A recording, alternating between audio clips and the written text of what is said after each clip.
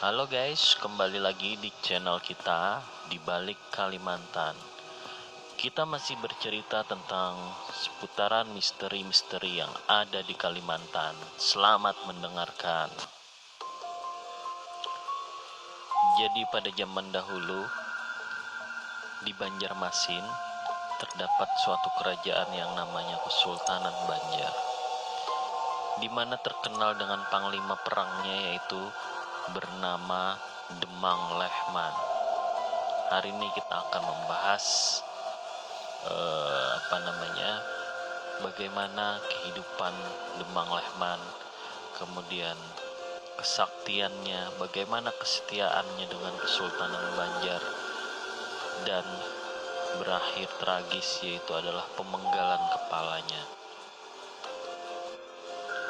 Ya, jadi Demang Lehman adalah seorang panglima perang di Kesultanan Banjar ini. Beliaulah juga yang menjadi kepercayaannya Sultan, yaitu Sultan Hidayatullah. Beliau terus berjuang sampai akhir hayat melawan penjajah Belanda.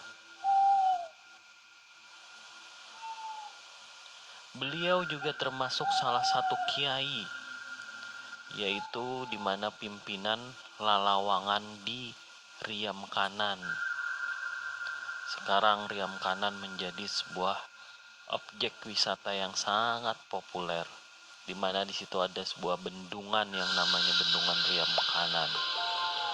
Banyak juga menarik cerita-cerita mistis di Bendungan Riam Kanan ini. Oke, kita lanjut ke ceritanya Demang Lehman tadi. Kemudian Lalawangan itu adalah bagian dari Kesultanan Banjar. Sekarang bisa disebut sebagai kabupaten. Beliau juga dikenal sebagai orang yang sangat sakti mandraguna, dan juga orang yang sangat ditakuti oleh Belanda zaman dahulu. Saat awal perang Banjar sekitar akhir April 1959, Demang Lehman memimpin kekuatan dan penggempuran di sekitar Martapura, Tanah Laut, bersama Kiai Langlang dan penghulu Haji Buyasin. Demang Lehman pun diperintahkan mempertahankan sebuah kota, yaitu kota Martapura, karena pusat pemerintahan kerajaan dipindahkan ke kota Karangintan oleh Pangeran Hidayatullah.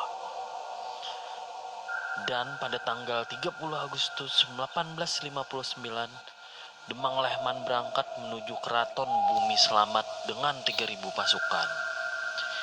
Serangan tiba-tiba itu mengejutkan Belanda. Bahkan Letnan Kolonel Bon Ostade nyaris tewas gara-gara serangan oleh pasukan Demang Lehman dan Demang Lehman itu sendiri. Namun serbuan ini gagal karena berhadapan dengan pasukan Belanda yang sedang berkumpul melakukan inspeksi senjata tersebut, guys. Ketika pasukan Letnan Laut Konental menyerbu benteng Tabanio, 9 orang serdadu Belanda tewas. Sisanya mengundurkan diri dengan menderita kekalahan.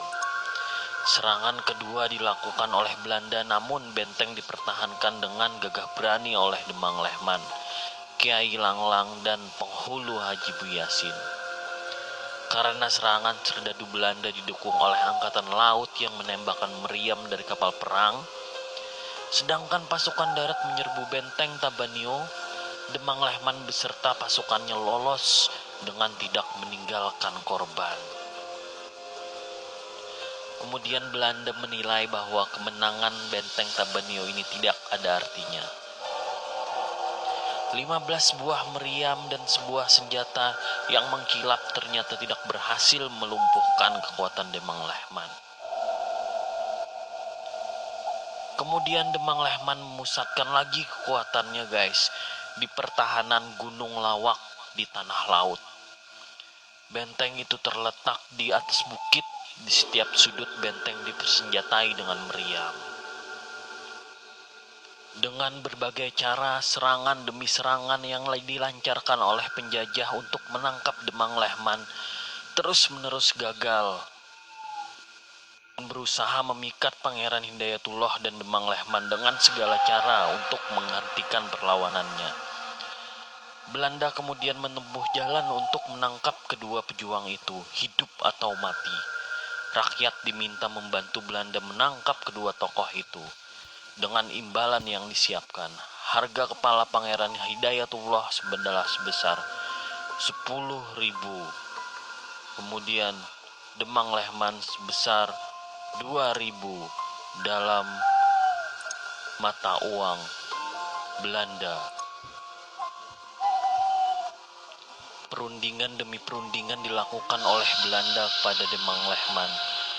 Kemudian Demang Lehman yang merasa kecewa dengan tipu muslihat Belanda yang berusaha mengatur kekuatan kembali di Gunung Pangkal, negeri batu licin tanah bumbu. Ia bersama Temenggung Aryapati bersembunyi di gua Gunung Pangkal dan hanya memakan daun-daunan. Kemudian Demang Lehman pun kembali dijebak oleh Belanda yang bekerja sama dengan seorang pribumi yang bernama Pambarani.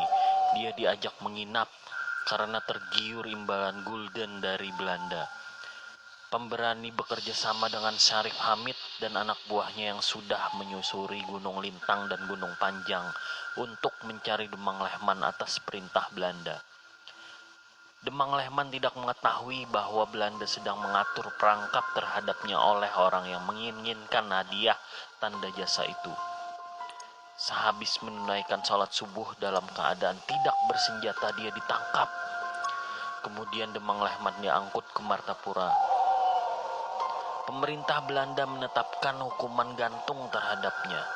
Dia menjalani hukuman gantung sampai mati di Martapura sebagai pelaksanaan keputusan pengadilan militer Belanda tanggal 27 Februari 1864. Selesai digantung dan mati, kepalanya dipenggal dan dibawa oleh konservator Rijksmuseum van Volkenkunde Leiden. Kepala Demang Lehman kabarnya disimpan di Museum Leiden di negeri Belanda, sehingga mayatnya dimakamkan tanpa kepala. Terima kasih, cerita kita sampai di situ dulu.